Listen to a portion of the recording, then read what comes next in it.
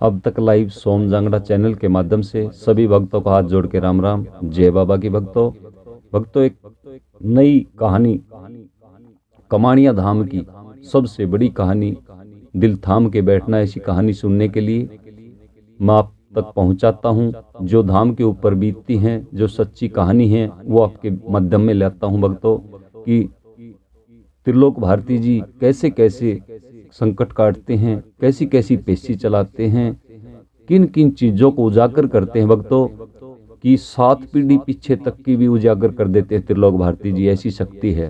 तो सुनिए भक्तों, आज कहानी सुनाता हूं मैं, अपना दिल थाम के बैठना। भक्तों, एक औरत और एक आदमी कमाणिया धाम में पहुंचे, नए नए पहली बार। उन्होंने आरती ली, बाबा का नारियल लगाया, फेरी लगाई, लेकिन वो 7-8 साल से बीमार चल रही थी। कभी कुछ डॉक्टर के दिखाती, लेकिन कोई बीमारी नहीं मिलती। दवाई ये समझो कि उसके ऊपर शायद 2.5-3 लाख रुपए तो बीमारी पर लग चुके थे। लेकिन भक्तों, जब बाबा ने अपनी चमत्कारी दिखाई, तब क्या हुआ भक्तों, बाबा ने चमत्कारी दिखाई, उसमें पेशी चल गई औरत में।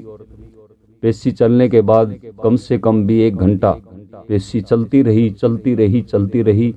उसका आदमी पीछे पीछे होता रहा भक्तों। उसके बाद में खुली जो चीज है भक्तों, ऐसी कहानी हम सुनाते हैं, लेकिन दर्द हमारे भी होता है भक्तों। वो कहानी सुनिए कि उसके मुख से क्या बोली।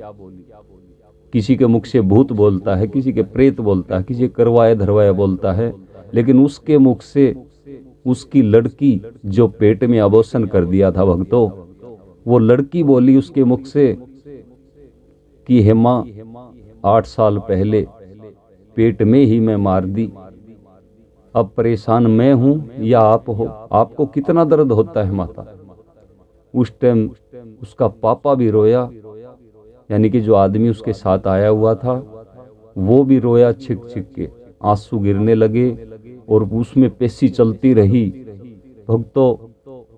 ये बाबा ने ऐसी पिटाई की, ये समझिए कि उसने नाक रगड़ी बाबा के सामने पेशी में ही।